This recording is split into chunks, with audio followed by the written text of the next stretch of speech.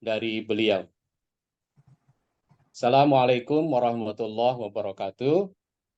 Segala puji bagi Allah SWT yang telah memberikan nikmat dan kesehatan kepada kita. Salawat dan salam kita sampaikan pada guru teladan kita Nabi Muhammad SAW. Izinkan saya di sini sebagai Ketua Yayasan Sahabat Keluarga Berjaya untuk menyampaikan sambutan dalam kegiatan webinar Parenting Series Sahabat Keluarga Berjaya dengan tema mencermati Comprehensive Sexuality Education atau CSI. Sebelumnya, saya mengucapkan terima kasih kepada Ibu narasumber, Ibu Nurul Hidayati SSMBA, yang telah berkenan berbagi ilmu kepada kita semua pada sore hari ini. Tidak lupa juga terima kasih kepada Bapak Ibu peserta webinar yang telah berkenan untuk hadir pada acara Zoom meeting pada sore hari ini. Semoga Allah mencatat kehadiran ini sebagai amal soleh. Untuk panitia yang telah bekerja dengan sepenuh hati, saya ucapkan terima kasih banyak atas semua kerja ikhlasnya. Sekelas info tentang Yayasan Sahabat Keluarga Berjaya, ini didirikan pada tahun 2023, hadir dalam upaya bersinergi dengan semua unsur yang ada, baik pemerintah, swasta, maupun organisasi masyarakat untuk bersama-sama meningkatkan ketahanan keluarga. Ada 4 divisi dari yayasan ini, yaitu yang pertama divisi penguatan keluarga. Ini bergerak dalam konsultasi keluarga, baik offline maupun online. Kegiatan parenting, kegiatan keayahan, pranikah, keluarga atau pasangan. Hari ini kita akan launching hotline center konsultasi keluarga. Jadi pada acara hari ini sekaligus akan dilakukan hotline center terkait dengan konsultasi keluarga. Insya Allah nanti teknisnya akan disampaikan atau dijelaskan oleh moderator. Kemudian divisi yang kedua, yaitu divisi ketahanan ekonomi keluarga. Yang ketiga, divisi pembinaan anak dan remaja.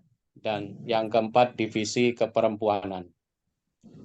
Harapan kami acara ini bisa membuka wawasan dan kesadaran kita semua tentang Comprehensive Sexuality Education, CSI, dan bisa berkontribusi sesuai kapasitas kita masing-masing untuk memberikan pengasuhan yang tepat kepada para generasi muda. Sebagai aset bangsa, investasi kita di dunia maupun di akhirat. Dan pada akhirnya, melalui kata sambutan ini, saya selaku Ketua Panitia Acara mengucapkan terima kasih banyak kepada narasumber, kepada para peserta, kepada panitia yang telah hadir, dan mohon maaf jika banyak yang kurang dalam pelaksanaan kegiatan webinar ini.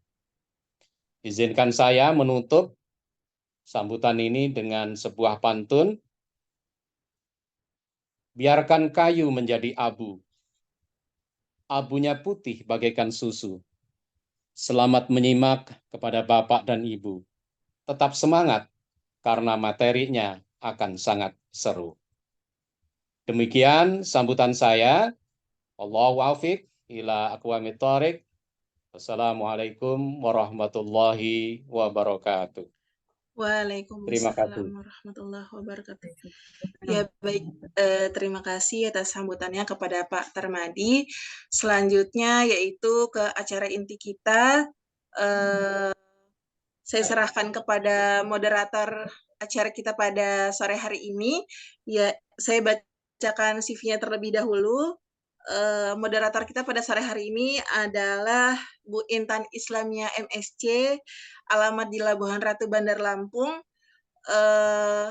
Beliau pendidikan SMA Negeri 3 Bandar Lampung, S1 Ilmu Keluarga dan Konsumen IPB University, S2 Psikologi Asia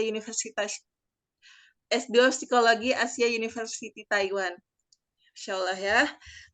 Selanjutnya aktivitas beliau adalah dosen prodi Psikologi Islam Fakultas Usluhuddin dan Studi Agama UIN Raden Intan Lampung, anggota penggiat keluarga atau GIGA Indonesia, dan anggota Yayasan Sahabat Keluarga Berjaya. Oke, baik.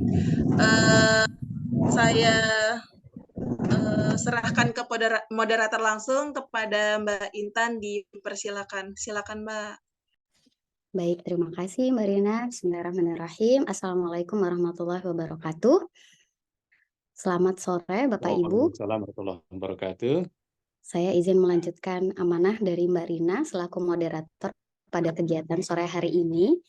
Sekaligus sebelum kita masuk ke sesi dengan Bu Nurul, saya akan menyampaikan sedikit terkait dengan launching Yayasan Sahabat Keluarga Berjaya.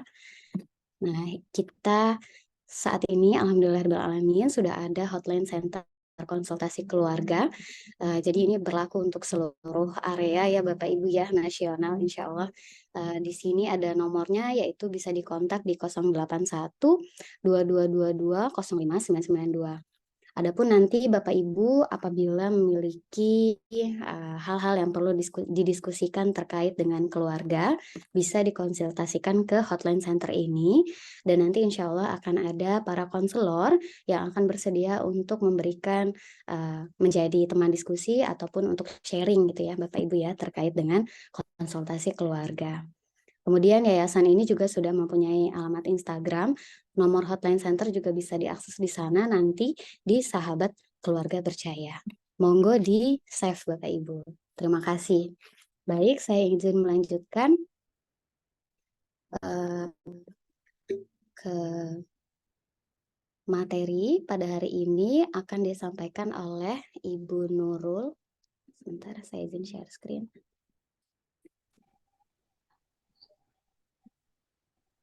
Sebelum kita masuk ke materi, saya akan membacakan CV dari Ibu Nurul Hidayati. Yang pertama, ini adalah nama lengkap beliau, Ibu Nurul Hidayati Kusuma Hastuti. Ibu Nurul ini lahir di Klaten pada tanggal 19 Desember tahun 1968. Status saat ini sudah menikah tahun 1990, Masya Allah ya, dengan Bapak Al-Muzammil Yusuf dan dikaruniai 6 orang anak, di mana 3 orang wafat, kemudian 3 orang sudah menikah seluruhnya dan sudah punya cucu rupanya, Masya Allah. Padahal masih kelihatan muda ya Bu Nurul ya. Sudah 8, Mbak Intan. Sudah Iya. 8 cucunya. Tahun ini tambah 1, Alhamdulillah. Tahun ini nambah 1, Insya Allah, Masya Allah. Berarti 9 total cucunya. 8. Nah, kemudian, total 8. Oke, menuju 8 berarti. Kemudian pendidikan beliau yang pertama di Fakultas Ilmu Budaya Universitas Indonesia, jurusan Asia Barat. Kemudian juga di Fakultas Sastra Universitas Indonesia, D3, jurusan Inggris. Kemudian di STB Alia dan program MBA di IPWI.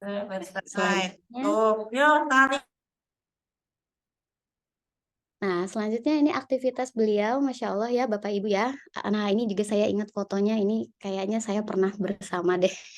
Dulu waktu saya masih asistennya Prof. Ais.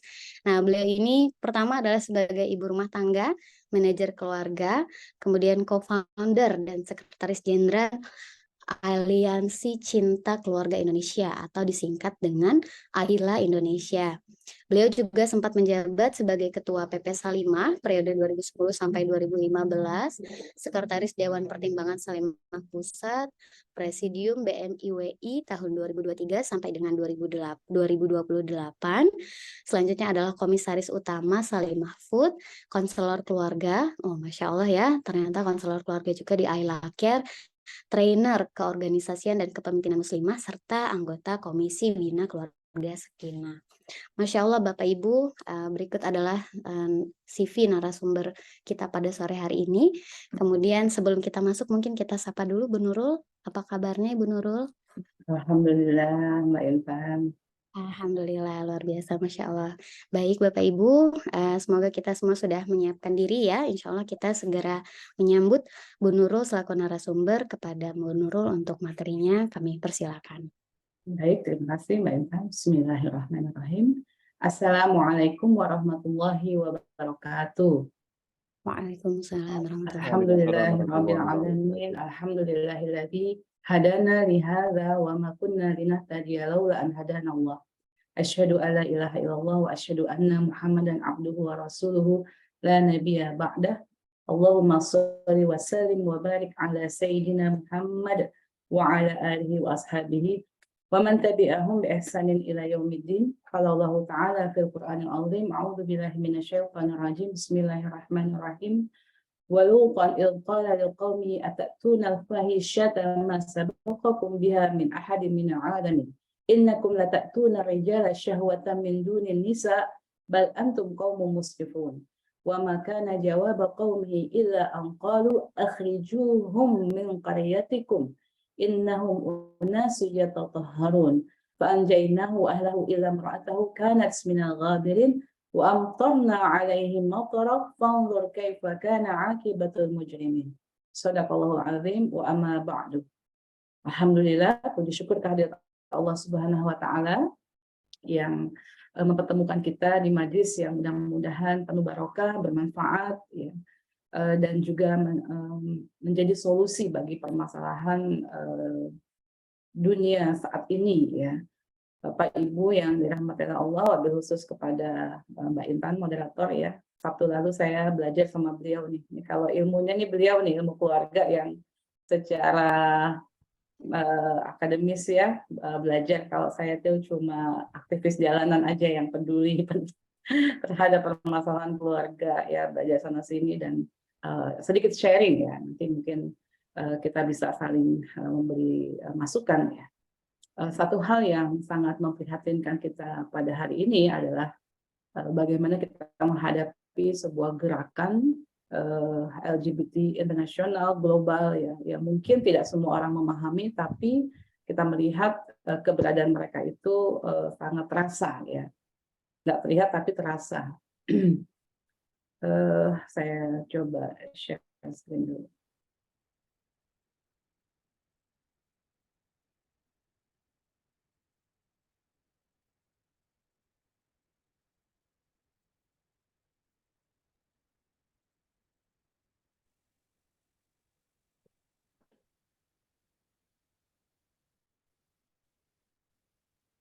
Bisa dilihat?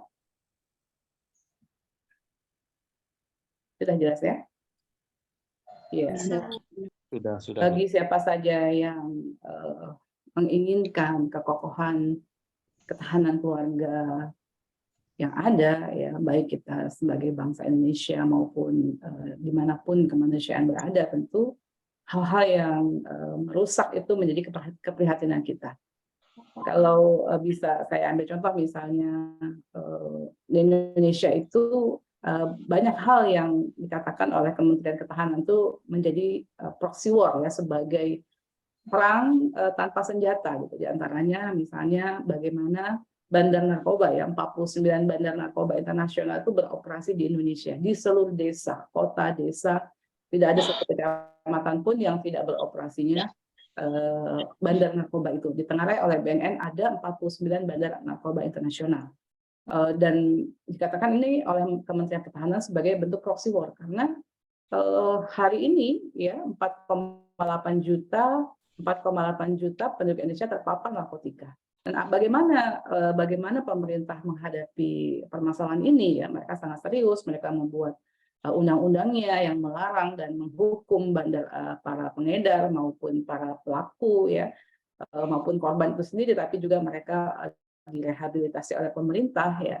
Itu saja sulit sekali tetap untuk menghambat ya penyebaran dari perilaku kecanduan narkotika itu.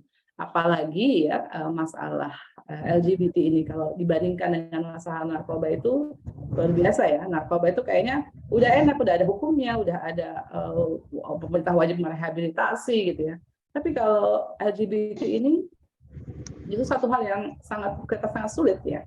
Walaupun Kementerian Pertahanan tetap mengatakan juga sama, dia juga sebagai proxy war ya. Dia bisa menghancurkan ketahanan keluarga, bahkan ketahanan negara gitu ya. Bahkan juga bisa menyebabkan krisis demografi ya. Bahkan ya kalau dari perspektif kita ini merupakan juga menjadi penyebab kehancuran peradaban yang murka Allah yang besar bagi kaum homoseksual, ya apalagi sekarang sudah di dunia. Nah, kalau dalam masalah LGBT ini kita agak berbeda gitu ya. Di sini ada pihak-pihak yang mencoba menyampaikan bahwa LGBT adalah bagian dari HAM. Maka melarangnya itu adalah merupakan satu perbuatan yang tercela. Hukumnya di Indonesia pun tidak jelas gitu ya. Nanti kita akan bahas ke sana. Ya, padahal mayoritas penduduk Indonesia ini secara norma yang hidup ya, living norms yang dianut itu menolak LGBT ya, tapi pemerintah sampai hari ini negara tidak menghadirkan produk perundang-undangan yang mengilegalkan. Ya, bahkan kita melihat arus dunia ini kan cenderung melakukan legalisasi LGBT di berbagai negara. Ya, sejak tahun 2001 Belanda pertama kali melegalisasi pernikahan sendiri, diikuti oleh negara-negara lain, sampai 2023 ini sudah sekitar 35 negara. Yang terakhir itu adalah negara Anggora di Eropa. Ya, jadi kita menghadapi sebuah hal yang mengkhawatirkan, yang memprihatinkan ya, keluarga kita, keturunan kita, ya, bahkan juga generasi muda bangsa ini gitu ya. Namun di sini ada ketidaksepakatan. Ada sebagian orang yang mempromosikan bahwa ini adalah satu hal yang genetik ya, satu hal yang tidak perlu dirubah, satu hal yang merupakan hak asasi manusia. Ya, jadi kita menghadapi justru kondisi yang tidak menguntungkan ya kalau dari sisi penanganannya. Ya, maka kita melihat ya seperti Ibu kalau mau hari ini ya, kamar Ibu di sini ya. hari ini kita melihat banyak sekali masyarakat yang melakukan penolakan-penolakan ketika mereka mengetahui akan ada pertemuan aktivis LGBT ASEAN di Indonesia gitu ya. Penolakan demi penolakan itu satu hal yang sudah bagus ya. Namun saya juga melihat ya, manakala ya ketika ada kabar oh sudah nggak jadi gitu ya, karena ditolak masyarakat nggak jadi, terus adem gitu aja Mbak Intan ya. Adem nggak apa ya, kayak udah selesai gitu masalahnya. Saya disitulah keprihatinan saya justru gitu. Karena apa? Karena mereka itu tidak pernah berhenti untuk mentarget kita ya menjadi orang-orang yang ya menerima atau ya homosexuality acceptance ya, menerima ya konsep homoseksual ini dan mengikuti apa yang mereka inginkan. Jadi ini merupakan sebuah gerakan. Maka di sini saya sebelum masuk materi CSE ya Mbak Intan ya, saya ingin menyadarkan kita semua gitu, bagaimana kita menolak LGBT secara proporsional ya. Karena apa? Karena kalau nggak gitu tuh cenderung itu aja sekali-sekali gitu kan, emosional gitu kan, ketika ada yang viral baru pada bangun, baru pada bikin pernyataan sikap. Ini persis seperti yang terjadi 2013. Semua orang menyatakan pernyataan sikap menolak LGBT gitu. Tapi siapa yang benar-benar serius untuk gimana ya kita menghadapi permasalahan LGBT di Indonesia ini? Nah ini yang saya juga menghargai acara kita pada sore hari ini. Sebenarnya acara ini dibuat bukan untuk merespons pertemuan LGBT ASEAN di Indonesia ya, di Jakarta. Tapi ini memang sudah direncanakan jauh hari. Artinya memang salah satunya adalah kita melakukan kajian-kajian. Sejauh mana mereka telah melakukan berbagai perencanaan, ya program ya yang sudah mereka lakukan, yang akan mereka lakukan, dan siapa yang mereka target itu kita harus tahu gitu, sehingga kita bisa menolak secara proporsional, bukan hanya sekali-sekali dan emosional. Saya tuh dari kemarin diajak sama ibu-ibu dari berbagai ini gitu ya, dari berbagai lembaga, ayo Bu Nurul kapan kita demo gitu kan. Tar dulu Bu, sebelum demo coba kita pahami dulu permasalahannya gitu ya. Jadi ini nggak perlu demo, memang kita harus terus bahu-membahu ya, bersinergi untuk menghadapi permasalahan yang jelas-jelas merugikan bangsa kita. Nah, di sini saya coba hadirkan beberapa hal ya, usulan ya buat kita semua, bagaimana kita sebagai masyarakat Indonesia itu menolak LGBT secara proporsional ya, tidak emosional, tidak juga cuma sekali-kali ya, apalagi melakukan hal yang berlebih-lebihan gitu ya, mempersekusi itu tentu tidak rasional ya. Nah di sini yang pertama yang harus kita lakukan penting ya, kita kembalikan dulu kepada negara sebagai penanggung jawab rakyatnya. Ya, kita sebagai rakyat Indonesia ini hendaknya meminta kepada negara untuk menghadirkan norma yang jelas, norma yang sesuai dengan keyakinan mayoritas masyarakat Indonesia yang mayoritas menolak LGBT. Norma yang kita harapkan dapat menjadi tuntunan, mengarahkan kehidupan masyarakat, mengarahkan gaya hidup yang membawa keselamatan dan kesejahteraan masyarakat. Ya seperti kita pahami yang namanya hukum itu merupakan salah satu yang paling efektif untuk melakukan social engineering, ya, rekayasa sosial. Maka di Indonesia pun negara harus bersikap, gimana sikap negara Indonesia? Mendukung LGBT atau menolak LGBT? Ya, harus jelas mengilegalisasi atau melegalisasi gitu. Nah tentu kalau yang namanya hukum positif yang bagus itu kan kalau menurut para ahli hukum ya, itu kan yang sesuai dengan norma yang hidup, the living norms ya di masyarakat. Nah, kita ini ketika disurvei oleh Pew Research ya tahun 2013 dan tahun 2019 itu penolakannya itu tinggi sekali kalau hasil riset itu. Dan penerimaan itu hanya di tahun 2013 itu hanya 3%, di 2019 memang bergeser menjadi 9%, ya, bergeser 6% tuh dalam waktu 6 tahun ya. Tentu itu juga satu hal yang memprihatinkan ya, bagaimana trennya memang penerimaan itu meningkat. Ya. Pew Research juga mengambil kesimpulan secara global, ya mereka melakukan penelitian di 34 negara, 38.000 orang sedunia yang ditanya tentang LGBT itu. Di tahun 2013 tingkat penerimaannya itu hanya 60%. Dan di tahun 2019 di survei lagi hasilnya itu 72%. Itu peningkatan yang lumayan gitu ya, yang signifikan gitu. Dan itu yang akan membahagiakan mereka para penggerak ya gerakan LGBT dunia ini. Nah, ini yang harus menjadi keprihatinan kita. Dilihat atau tidak kita lihat, dipublikasikan atau tidak dipublikasikan ya. Mereka itu tetap bergerak gitu. Saya melihat acara 17 Juli yang mereka rencanakan itu hanya satu strategi publikasi kegiatan. Ya, kalaupun mereka tidak jadi mempublikasikan, boleh jadi kegiatan tetap berjalan.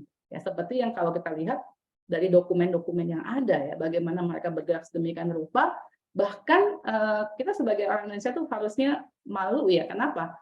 Karena mereka itu pertama kali memperkenalkan diksi SOGI ya, Sexual Orientation Gender Identity yang menjadi nanti sebagai legalitas LGBT, itu mereka deklarasikannya di Yogyakarta tahun 2006 ya, dalam dokumen Yogyakarta Principle ya, yang dibuat oleh 29 ahli hukum, mantan-mantan komisioner PBB dari 25 negara. Itu di Yogyakarta, mereka nggak publikasikan, tapi dokumentasinya setelah itu beredar gitu, dan kita kaget 2006 di Jogja gitu, di tengah masyarakat muslim mayoritas dunia gitu. Apa itu tidak menyedihkan gitu. Kemudian di 2008-nya ya dokumen itu kemudian diambil untuk menjadi apa yang mereka sebut sebagai sexual rights ya. Hak-hak seksual ya. Ini satu hal yang belum pernah dikenal sebelumnya ya. Kemudian sexual rights ini dimasukkan ke dalam hak asasi manusia yang mereka perjuangkan di Komisi HAM PBB, dan hari ini sudah ketok palu ya bahwa hak seksual itu merupakan bagian dari HAM, dan salah satu dari hak seksual itu adalah SOGI tadi ya, bahwa harus diakui manusia itu punya orientasi seksual yang beragam, bukan hanya heteroseksual seperti yang selama ini dikenal orang ya, orang itu menyukai lawan jenis, tapi sesungguhnya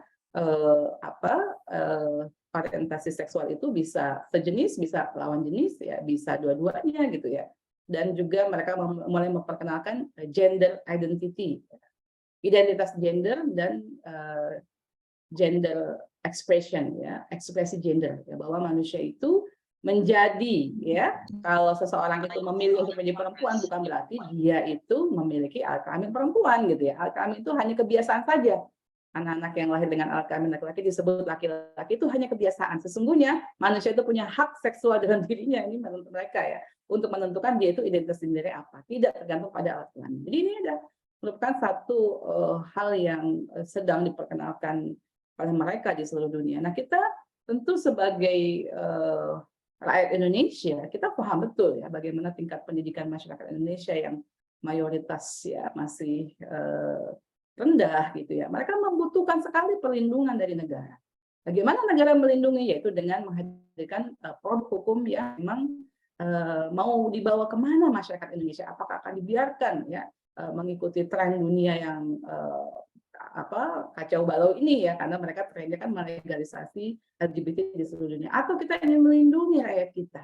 Nah ini ya, jadi kita menuntut ya norma hukum yang jelas yang sesuai dengan ideologi dan konstitusi yang kita miliki. Karena kalau konstruksi hukum di Indonesia kan kalau menurut para pakar hukum ya, konstruksinya tidak ada satu produk hukum pun yang boleh menyelisihi ideologi negara dan konstitusi negara. Pancasila dan Undang-Undang Dasar 45 ini udah jelas ya. Sila ketuhanan yang Maha Esa itu mewarnai ya, dia berlaku hierarkis bahwa mewarnai semua produk hukum. Bahkan konstitusinya saja karena di bawah Pancasila disebut oleh para ahli hukum di Mahkamah Konstitusi dengan istilah the godly constitution ya. Konstitusi kita itu adalah konstitusi yang diwarnai oleh nilai-nilai ketuhanan. Masya Allah itu kan luar biasa ya. Belum lagi pasal 29 ayat 1 itu di Undang-Undang Dasar Negara Republik Indonesia tahun 1945 itu sangat menjamin hak kita sebagai warga negara Indonesia untuk hidup sesuai dengan keyakinan kita. Dan keyakinan kita itu Masya Allah sangat menggembirakan dalam hal LGBT ini masyarakat masih 90% lebih ya menolak LGBT. Nah ini adalah merupakan modal sosial yang sangat bagus untuk kita terus-menerus mengajak masyarakat bersikap secara profesional. Jangan sekali-kali ya. Selain produk hukum yang kita minta ya, ini kalau kita bertanya bagaimana sih produk hukum di Indonesia terkait dengan LGBT ya. Ya, jadi memang seharusnya ya kita itu produk hukumnya sesuai dengan Pancasila, sesuai dengan norma yang hidup ya, seharusnya itu diilegalkan. Tapi apa yang terjadi?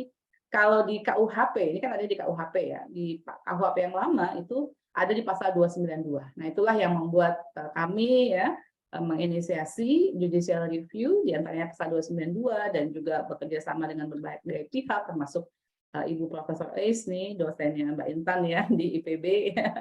Beliau Masya Allah ya dengan tekunnya mengikuti persidangan kami 2 tahun ya mengikuti terus-menerus mengawal karena kami ingin memberikan sesuatu yang berharga bagi masyarakat Indonesia. Walaupun itu tidak diketok palu oleh hakim ya, tapi ada edukasi yang luar biasa, ada dokumen yang tercatat ya bagaimana kita menjelaskan kepada masyarakat Indonesia bahwa memang LGBT itu bukan hanya masalah keyakinan kita, dia itu harus kita tolak, tapi terbukti dari berbagai ahli mengatakan bahwa memang LGBT ini bermasalah ya, membawa masalah yang tidak baik ya. Kemudian 292 ini gagal, tapi di saat yang sama juga sedang ada RKUHP saat itu ya, kita dorong untuk masuk dan sekarang menjadi di pasal 414 ya.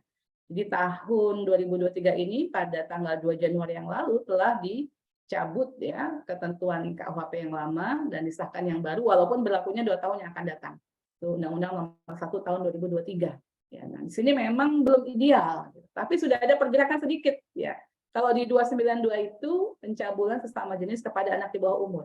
Artinya secara akot kontrario, secara kebalikannya, undang-undang itu mengatakan silakan masyarakat Indonesia berbuat cabul asal jangan sama anak-anak kan gitu. Nah, kita ingin mencoret anak-anaknya sehingga itu menjadi ketentuan umum. Nah, di 414 ini sudah ada kemajuan tapi sedikit. Kenapa? Karena ya masih pakai paradigma seksual consent gitu. Ya, jadi di sini dikatakan setiap orang yang melakukan perbuatan cabul terhadap orang lain yang berbeda atau sama jenis kelaminnya. Ya, jadi di sini nggak khusus spesifik untuk LGBT, tapi perbuatan cabul pada orang yang berbeda atau sama jenis kelaminnya, tapi dia harus punya syarat. 1 di depan umum, ya, atau dia dilakukan secara paksa dengan kekerasan atau ancaman, atau dipublikasikan sebagai muatan pornografi. Ya, jadi kalau tidak ada syarat-syarat ABC ini, ya salah satunya tidak ada, maka dia tidak kena delik pidana. Ya. Jadi ini belum ideal ya. Saya tidak bisa lama-lama ini karena kita waktunya. Ya ini secara umum saja. Kemudian kita juga masyarakat Indonesia hendaknya menolak LGBT itu berarti kita menolak konsep yang dipaksakan oleh pihak-pihak yang menginginkan LGBT tersebar. Dianggap normal, dianggap sehat, dianggap halal, ya, dan pada akhirnya menuju pada legalisasi pernikahan sejenis. Nah ini kita harus sangat sadar ya, mereka tidak pernah berhenti bergerak. Ini yang harus kita sadari, dan konsep-konsep itu wah ada di mana-mana gitu ya. Bahkan kalau kita mengenal paradigma seksual consent gitu kan, seksual consent yang diperkenalkan itu kan perlindungan bagaimana orang itu dalam melakukan aktivitas seksual jangan sampai ada paksaan. Ya, tapi masalahnya ketika tidak ada paksaan itu tidak dianggap masalah. Nah, bagaimana dengan perbuatan cabul sesama jenis? Bagaimana dengan seks bebas? Itu kan bisa saja tidak ada paksaan. Apakah itu jadi tidak ada masalah? Nah ini, berarti belum lengkap ya. Karena undang-undang TPKS yang ada itu baru mempermasalahkan adanya paksaan ya. Manakala tidak ada paksaan itu tidak ada masalah. Padahal ada masalah dengan perbuatan cabul sesama jenis maupun kebebasan seksual. Nah ini yang harus kita juga kritisi ya. Tidak ada jangan sampai kita menganggap semua produk dari PBB itu sudah final ya. Semua itu tetap harus kita kritisi dalam konteks kita sebagai orang Indonesia yang punya kepribadian yang khas ya, punya ideologi, punya konstitusi yang sesuai dengan negeri ini, dan kita juga nggak bisa menerima kalau dikatakan kita nggak mengerti HAM gitu, karena HAM ini kan bagian dari HAM. Ya, kita perlu memahami bahwa HAM itu tidak bisa disamakan. Bahkan HAM internasional pun mengenal apa yang disebut sebagai margin of appreciation, ya, menghargai perbedaan yang khas ya, dari sebuah negara. Ya, jadi kalau dikatakan kita tidak sesuai dengan HAM itu hanyalah klaim sepihak. Karena memang geopolitik yang sekarang berkuasa di dunia ini, mereka punya 3 hal yang mereka sebarkan yang harus diterima oleh masyarakat dunia. Ya. Mereka ingin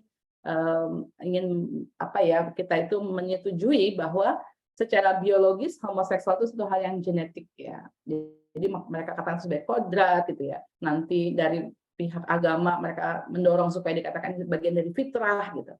Jadi memang itu yang ingin mereka hadirkan. Bahkan mereka masuk ke dunia akademisi ya, mereka mendorong para ilmuwan melakukan penelitian, tapi yang terjadi adalah penelitian yang belum valid tapi dipaksakan publikasinya gitu. Akhirnya ya tadi ya mereka merasa secara akademis ini memang terbukti bahwa secara biologis homoseksual itu genetik, padahal itu satu hal yang masih patut dipertanyakan.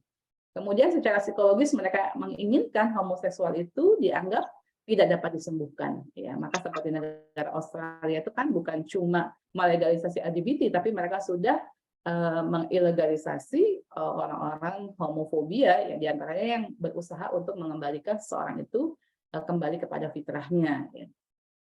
Kemudian yang ketiga secara sosiologis mereka menginginkan homoseksual itu tidak boleh dibedakan. Ya. Maka segala hal yang membedakan itu dianggap sebagai diskriminasi, termasuk pernikahan sejenis kalau tidak diizinkan di sebuah negara itu berarti terjadinya diskriminasi. Maka yang mereka gembar-gemborkan seluruh dunia harus bisa menerima pernikahan sejenis. Nah ini yang mengerikan ya, karena mereka ini punya kekuatan yang luar biasa hari ini.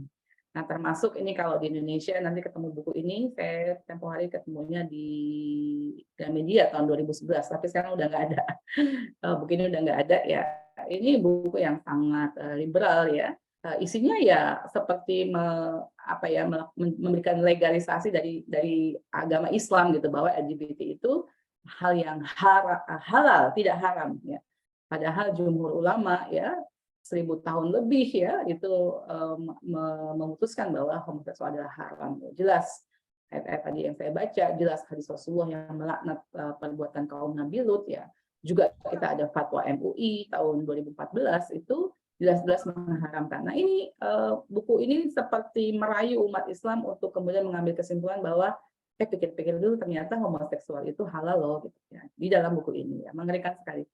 Dan untuk itu dia mendapatkan penghargaan yang memang luar biasa ya, dari waktu itu Condoleezza Rice ini kan Menteri Luar Negeri Amerika ya, dan mendapatkan dana yang sangat besar, hadiah ya, sebagai perempuan yang hebat ya. Inilah yang dikehendaki oleh mereka dari kita.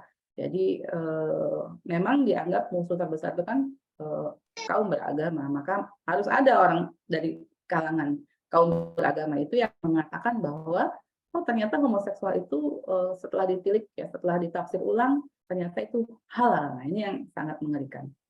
Nah kemudian kita juga menolak LGBT itu berarti kita menolak upaya berbagai organisasi yang bekerja mempropagandakan LGBT di Indonesia. Tadi konsepnya sekarang propaganda oleh organisasi.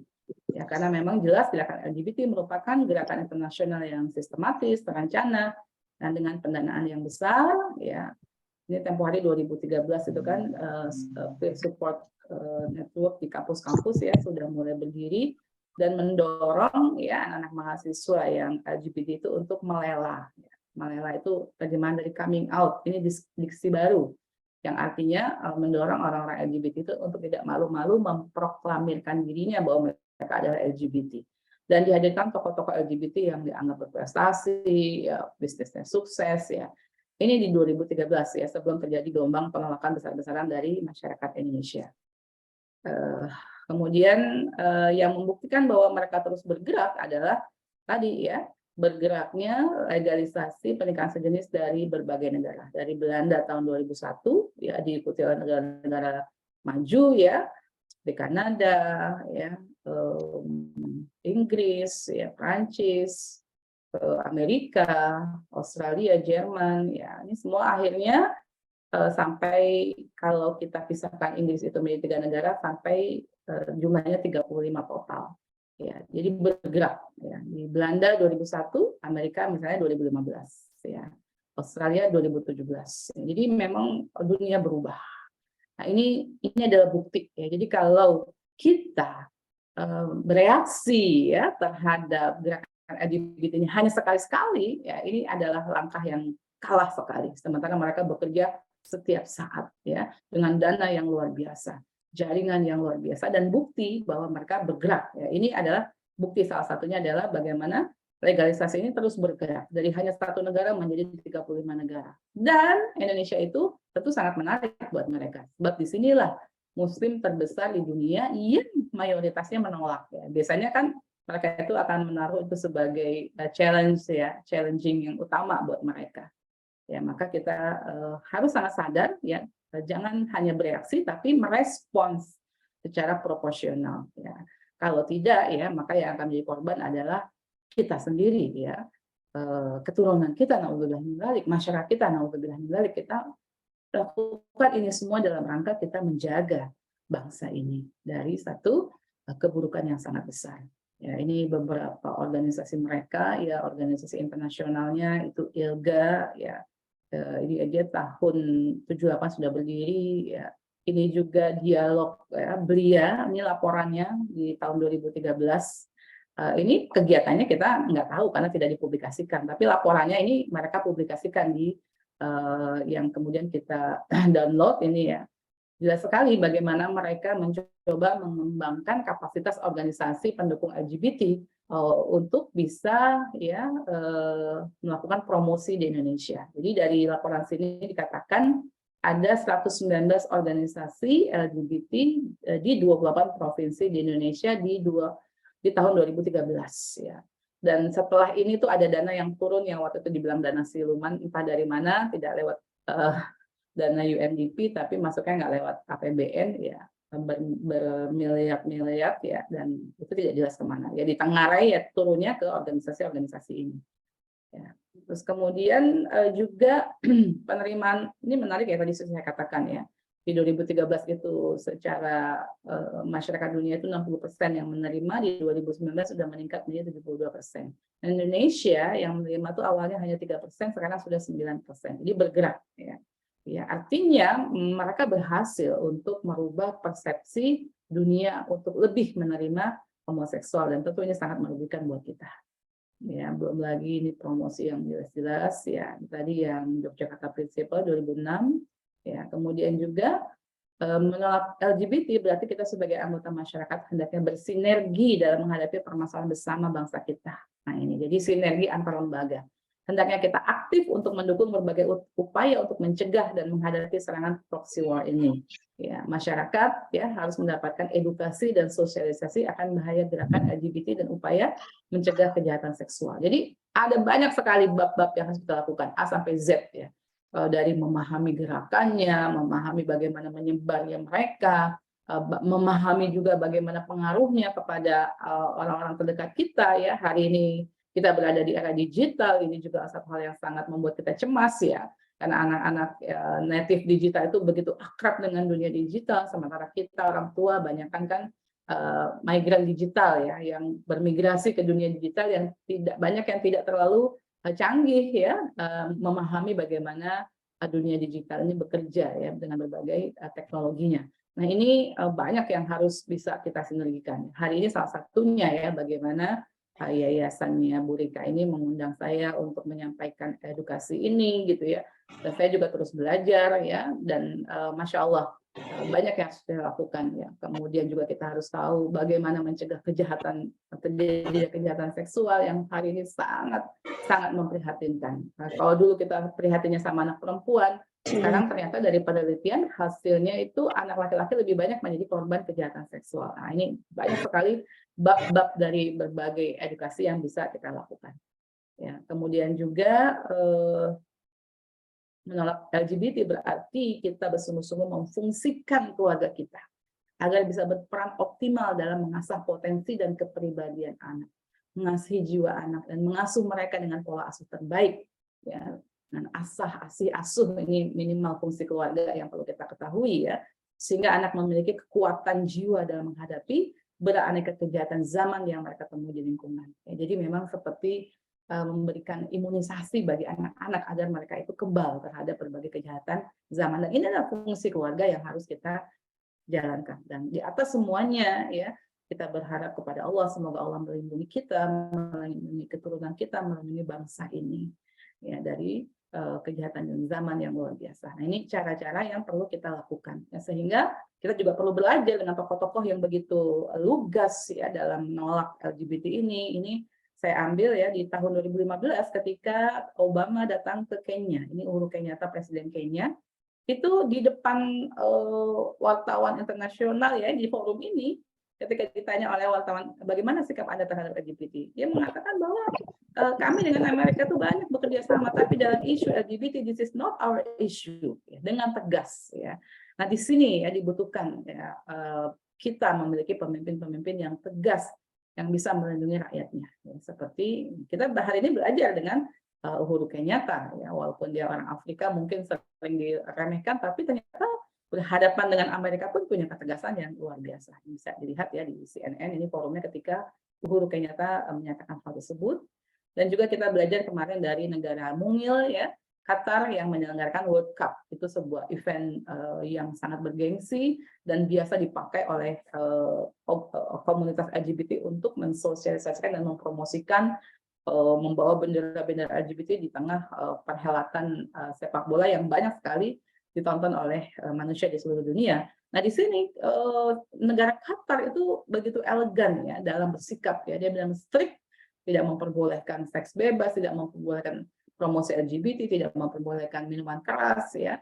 Tapi di sisi yang lain mereka memberikan pelayanan yang sangat luar biasa, yang sangat mengagumkan semua tamu yang hadir ya. Sehingga di sini kita melihat bagaimana upaya yang sungguh-sungguh ya ketika itu dilakukan, hasilnya pun masya Allah gitu ya, itu sangat menarik. Nah, apalagi di Indonesia sudah jelas ya, bisa dibaca. Baik, kita masuk ke CSI ya supaya nanti tidak kehabisan waktu. Banyak yang akan saya sampaikan, namun nanti ada beberapa yang bisa dibaca, ada beberapa yang bisa kita elaborasi lebih dalam lagi. Nah, kalau berbicara comprehensive sexuality education, ini sesungguhnya merupakan satu formula, satu kurikulum ya, yang awalnya memang dibuat untuk masyarakat Amerika ya. Waktu itu ketika mereka menghadapi di tahun 60-an apa yang disebut sebagai sex revolution ya. Sex revolution ini ya awalnya intinya ya, awalnya mereka mungkin hidup masih secara religius, tapi kemudian arus liberalisasi yang mengeluarkan masyarakat dari kehidupan beragama itu kemudian membuat mereka ya menjadi orang-orang yang sebagian itu masyarakat yang mulai menyukai apa yang disebut sebagai hubungan yang lebih heterogen antar manusia ya. Anti pernikahan resmi, penggunaan kontrasepsi yang lebih fleksibel, maksudnya bukan hanya untuk mencegah kehamilan dalam keluarga, tapi juga dipakai oleh para gadis-gadis di Amerika saat itu untuk berhubungan bebas dengan pacar-pacar mereka ya. Termasuk di sini ada gerakan untuk memperjuangkan premarital sex ya, hubungan sesama jenis di luar pernikahan tidak masalah, LGBT dan juga legalisasi aborsi ya. Intinya di 60-an ini terjadi sebuah gerakan yang luar biasa dari anak-anak muda di Amerika yang menuju kepada seks bebas dan penyimpangan seksual. Dan di tahun 80-an mereka mengalami akibat buruknya. Mulai ditemukannya HIV/AIDS itu tahun 80-an. Sehingga selain HIV/AIDS, penyakit-penyakit seks menular, infeksi seks menular, kemudian juga banyaknya kasus kehamilan remaja Mana? yang ditemukan, sehingga mereka ingin kehamilan remaja diturunkan, ya AIDS berkurang, penyakit infeksi menular juga berkurang, maka mereka mencoba membuat formula, dan formula yang dibuat itu waktu itu awalnya dua, ya, ada abstinence only program, ya, yang dihadirkan oleh para tokoh agamawan, yaitu boleh berhubungan suami istri itu hanya dalam keluarga. Sebelumnya itu harus abstinence, pantang, ya.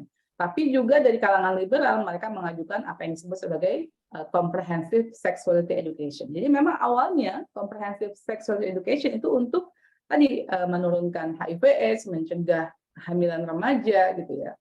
Tapi kemudian nanti ini bergeser, ya, kita lihat ya. Nah, sementara di tahun 2008 ini PBB mulai mengambil konsep, ya, sexual rights, ya, yang diantaranya di dalamnya adalah hal-hal yang, ya, termasuk hak seksual itu adalah mengakui orientasi seksual seseorang, juga mengakui identitas gender maupun ekspresi gender seseorang, ya, juga diantaranya bagaimana comprehensive sexuality education ini dibuat untuk menjadi bagian dari hak azazi manusia yang harus dimiliki. Jadi setiap anak di dunia ini nanti akan diwajibkan untuk mengikuti CSE ini. Ini yang sangat mengerikan, ya. Kalau Bapak Ibu kemarin lihat salah satu video viral dari negara California, Amerika, ya, ada yang lihat nggak? Jadi di situ ada bentrok antara orang tua dengan sekolah. Kenapa? Ya, jadi California ini termasuk negara yang salah satu aktivitas pro family di sana itu protect our kids. Mereka sudah mengedukasi orang tua, ya, bahwa ada kurikulum yang berbahaya yang ada di sekolah, yaitu CSE. Nah, puncaknya itu adalah bentrok-bentrok yang terjadi belakangan ini, ya. Nah, jadi ini memang di dunia internasional ini, ya, ada organisasi yang disebut pro family. Mereka itu mirip-mirip lah beberapa prinsipnya dengan kita. Ya, mereka itu punya prinsip bahwa seks itu hanya boleh dalam pernikahan. Pernikahan itu hanya laki-laki dan perempuan, ya. Gender itu hanya laki dan perempuan saja dan tidak bisa dipertukarkan. Dan bahwa hidup itu adalah satu hal yang suci dan harus dilindungi. Maka mereka juga menolak aborsi, ya. Dan orang tua memiliki hak untuk memilihkan pendidikan anaknya, apalagi terkait dengan masalah urusan seksual. Maka mereka juga menolak CSE, ya. Sementara ada juga organisasi yang bergerak, ya, itu kebalikannya, ya. Mereka itu mempromosikan bahwa kebebasan seksual itu adalah bagus dan sehat, ya. Bahwa anak-anak itu punya dorongan seksual sejak lahir. Bahwa kenikmatan seksual itu adalah hak azazi manusia pada segala tingkat usia. Nah, ini sangat berbahaya, ya. Kemudian mereka juga punya prinsip bahwa gender itu cair, ya, bisa mengambil banyak bentuk, ya. Bahkan sekarang ini udah 100 lebih, ya, bentuknya, ya. Dan itu bisa dipertukarkan. Nah, ini kan sekarang banyak kebingungan. Kalau para atlet-atlet di luar sana itu kan kadang bingung, ini kok perempuan jadi bertanding sama laki-laki, tapi laki-laki bilang saya itu gender identitasnya hari ini adalah perempuan, maka saya ini ambilnya di kelas perempuan, gitu ya. Jadi ini satu hal yang aneh, ya. Kemudian bagaimana laki-laki juga masuk ke toilet perempuan dengan mengatakan bahwa dia identitas gendernya adalah perempuan. Jadi sesungguhnya manusia jadi bingung sendiri, ya. Kemudian mereka juga punya prinsip bahwa aborsi itu legal dan anak-anak itu punya hak untuk mendapatkan informasi seksual, aktivitasnya, dan juga tanpa dari intervensi orang tua. Nah, ini beberapa yang mungkin di Indonesia belum, ya, belum mulai terlihat. Ini nanti di luar sana sudah ini. Di antara sexual rights itu adalah sex workers rights, ya. Haknya para tunasusila, ya. Dikatakan hak tunasusila itu adalah human rights. Nah, ini nanti akan diperkenalkan satu persatu, ya. Nah, jadi jangan kaget, ya, kalau mungkin kita belum mengenal apa yang disebut sebagai sexual rights, tapi di sinilah. Maka di sini Presiden Family Watch International itu mempresentasikan satu makalahnya melindungi anak-anak dan keluarga dari revolusi seksual, revolusi hak seksual global. Jadi hari ini terjadi revolusi hak seksual global, ya, yang intinya tadi ya, apa-apa yang di masa lalu itu menjadi suatu hal yang dianggap tabu ya sebagai asusila, sekarang justru mereka perkenalkan sebagai satu hak asasi. Nah, ini tekanan kita bersama. Baik, saya masuk ke CSI. Jadi ini tulisan yang saya ambil dari publikasinya Family Watch ya.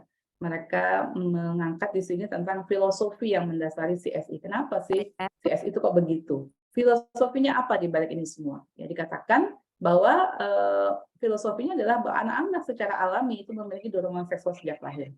Oleh karena itu, pembatasan ekspresi seksual atau aktivitas seksual melanggar hak seksual mereka. Ya, serem ya. Kemudian mereka punya prinsip bahwa untuk memiliki kesehatan yang baik, anak-anak dan orang dewasa sama-sama harus memiliki pengalaman seksual yang teratur. Bayangkan, anak-anak dan orang dewasa. Mereka samakan gitu. Anak-anak dan orang dewasa itu harus memiliki pengalaman seksual yang teratur, baik dengan diri sendiri melalui masturbasi ataupun dengan orang dari dua jenis kelamin. Ya, mau yang sejenis atau yang lawan jenis. Itu adalah pengalaman yang harus dimiliki. Ya. Jadi nanti CS itu akan mengajarkan juga masturbasi. Kemudian anak-anak yang memiliki hak privasi dan kerahasiaan yang mengalahkan hak orang tua dalam membimbing pendidikan mereka di bidang seksualitas manusia. Jadi yang akan membimbing anak-anak ini adalah sekolah, ya, dengan kurikulum CSI ini, ya, dalam hal seksualitas. Mereka bahkan akan potong, ya, prinsip itu. Mereka akan diajarkan kamu boleh beda dengan orang tua kamu. Orang tua kamu tuh prinsipnya prinsip kuno. Kamu ini adalah prinsip baru. Ya. Jadi mereka diajarkan itu dan mereka diajarkan berrahasia. Ya, bahkan ada kasus itu di Amerika karena ada seorang anak berusia 14 tahun melakukan operasi transgender tanpa pengetahuan orang tuanya. Karena didampingi oleh guru-guru CSI-nya di sekolah. Jadi sangat mengerikan. Ya. Kemudian mereka juga punya prinsip bahwa anak memiliki hak untuk melakukan aborsi dan hubungan seksual tanpa sepengetahuan dan persetujuan orang tua mereka. Ya. Kemudian prinsipnya juga adalah bahwa sebagian besar ya, norma seksual dan gender masyarakat, terutama yang didasarkan pada keyakinan agama, itu bersifat represif dan tidak sehat dan harus dirubah. Nah, ini prinsip mereka yang sangat ya menyakiti kita. Ya, mereka katakan bahwa sebagian besar norma seksual dan gender yang ada di masyarakat, terutama yang didasarkan pada keyakinan agama, itu bersifat represif, tidak sehat, dan harus dirubah. Ini jargon besar mereka, change the social norms. Mereka ingin merubah norma-norma sosial yang ada. Mereka nggak takut untuk merubah itu. Ya, bahkan kemarin ya Mbak Intan kita dengarkan RJPMN ya dari Bappenas ya, konsep keluarga yang ya pakai indikator kesetaraan gender gitu ya. Ya memang mereka yakin mereka mau merubah apa yang ada di masyarakat, ya, norma yang ada di masyarakat. Jadi mereka tidak gentar untuk merubah norma yang ada di masyarakat, ya, dan itu sudah jelas ya adalah norma agama ya. Dan memang ini inti dari semua pertarungan ini ya, bahwa memang ini adalah gerakan sekuler dalam bidang keluarga ya. Mereka ingin mengeluarkan keluarga ini dari aturan agama. Intinya sih itu sebenarnya.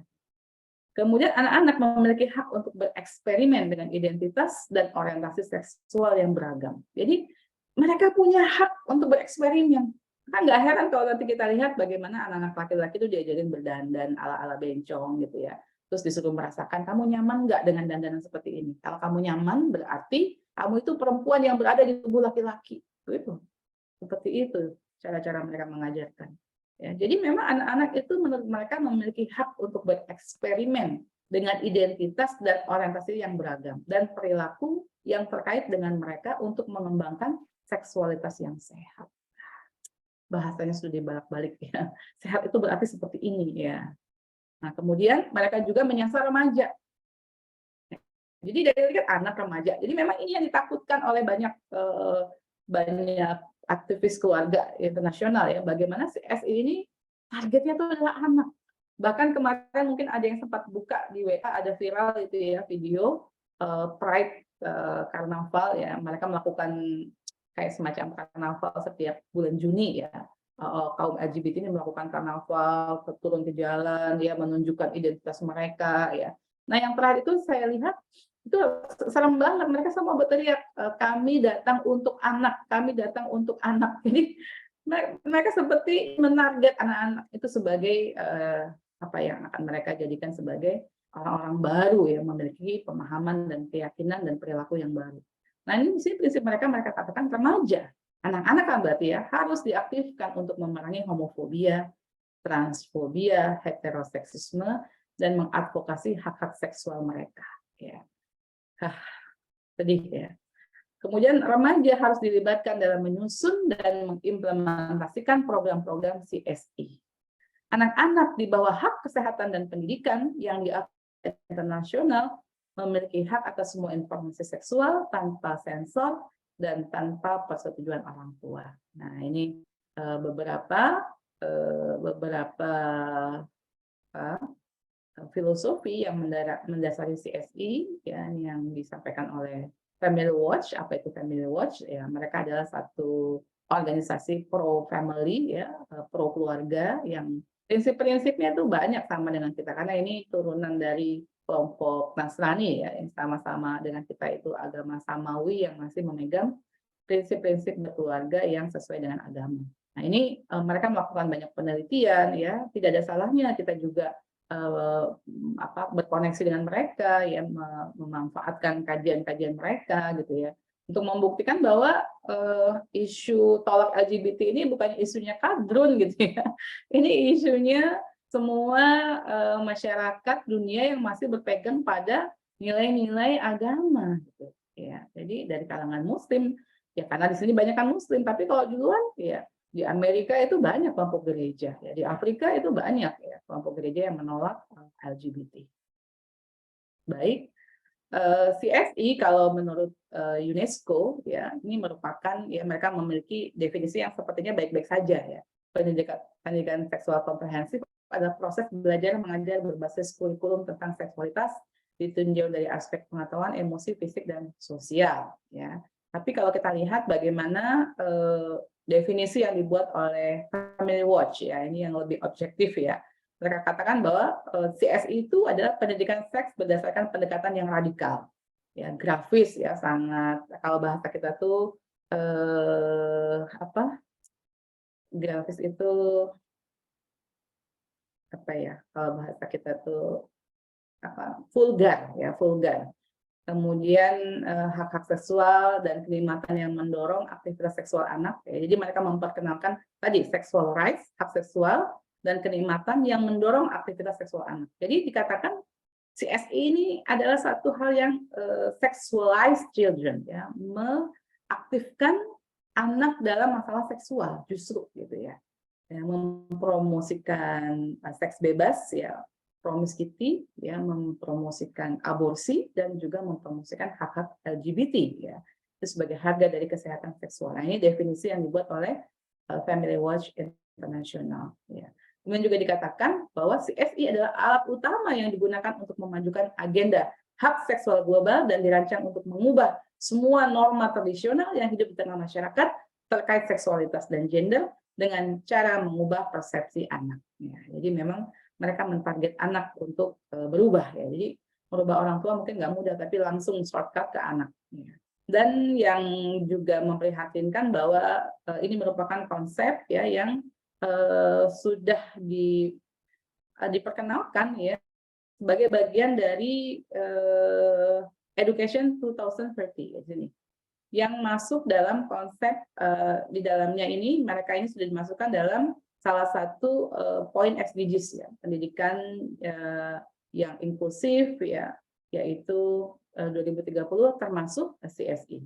Nah, di sini memang ada perubahan nih tadi yang saya katakan. Di 2009 ya, technical guidance yang dibuat itu mempromosikan pendidikan seksual sebagai bagian dari respon terhadap HIV ya, sebagai masalah-masalah tadi ya, kehamilan dini, ya, kehamilan remaja, HIV, ya, infeksi menular seksual.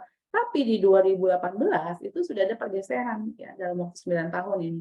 Ya, panduan yang direvisi itu ya mengakui bahwa CSI lebih dari sekedar mendidik tentang reproduksi, resiko dan penyakit, namun mempertegas posisi pendidikan seksualitas dalam kerangka hak asasi manusia dan kesetaraan gender. Ya, jadi memang PBB sedang memperkenalkan hak asasi manusia baru yang tercakup di dalamnya hak seksual dan tercakup di dalamnya adalah hak-hak LGBT. Nah, ini yang harus kita kritisi ya. Nah, ini bukan klaim ya. Ini semua ada dokumennya. Maka saya sengaja di sini kalau mau dibuka silahkan. Ini sudah terpublikasikan ya.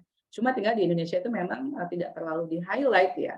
Di Indonesia itu orang kalau ngomong kesetaraan gender masih berpikir memberi kesempatan pada perempuan untuk juga ikut mengisi pembangunan. Itu udah kuno gitu. Karena sekarang mereka yang namanya kesetaraan gender termasuk tadi hak-hak LGBT, memperkenalkan orientasi seksual, memperkenalkan identitas gender, ekspresi gender ya. Ini yang tentu harus kita sama-sama kritisi. Ya, jadi ini pendidikan 2030 itu ya termasuk dari SDGs ya. Dan ternyata yang menyusun itu diantaranya adalah organisasi advokasi LGBTQ yang agresif yang dikenal ya sebagai Outright Action International. Ini terlibat dalam pembuatan panduan CSE. Nah inilah IT ya, International Technical Guidance on Sexuality Education. Ya, ini ya petunjuk teknis ya penerapan CSE di seluruh dunia. Ya. Tadi mengalami pergeseran dari 2009 ke 2018 ya. 2018 ini lebih memperkenalkan hak-hak seksual ya, dan itu masuk dari bagian pendidikan 2030 yang akan diperkenalkan di seluruh dunia termasuk kita di Indonesia. Nah, ini beberapa poinnya ya yang bisa dibaca ya sesungguhnya karena waktu kita terbatas ya. Ya intinya ini juga dibuat oleh Family Watch. Mereka menilai tadi International Technical Guidance itu ada poin-poinnya di sana ya, diantaranya misalnya ya bahwa program abstinence only yang tadi yang tidak memperbolehkan hubungan di luar pernikahan itu didapati tidak berjalan secara efektif dan berpotensi membahayakan kesehatan dan hak seksual remaja dan reproduksi remaja. Jadi mereka sudah mengatakan abstinence only itu nggak efisien gitu. Makanya di Amerika itu Obama sudah menghapus dana untuk sex education dengan mazhab abstinence only gitu. Udah nggak dipakai lagi. Buat apa abstinence only kalau kehamilan remaja tetap tinggi? Udah dihapus saja, mendingan pakai CSE. Ya itu. Kemudian juga CSE ini mempromosikan kenikmatan seksual bagi anak. Jadi anak itu malah diajarin gitu. Ya. Pendidikan yang komprehensif itu justru memperkenalkan kenikmatan seksual itu kepada anak. Ya, dijelaskan respons terhadap rangsangan seksual pada laki dan perempuan. Ini kalau filmnya tuh serem ya. Ya, serem sekali ya bagaimana vulgar gitu. Memang grafis sekali, mereka tuh vulgar mengajarkan. Ya. Nah, ini diajarin berdandan ala bencong ya, anak-anak laki-laki yang diajarin ya supaya mereka itu ditanya untuk apakah mereka merasakan kenikmatan atau bagaimana. Kemudian juga mempromosikan early sex dan seks bebas ya.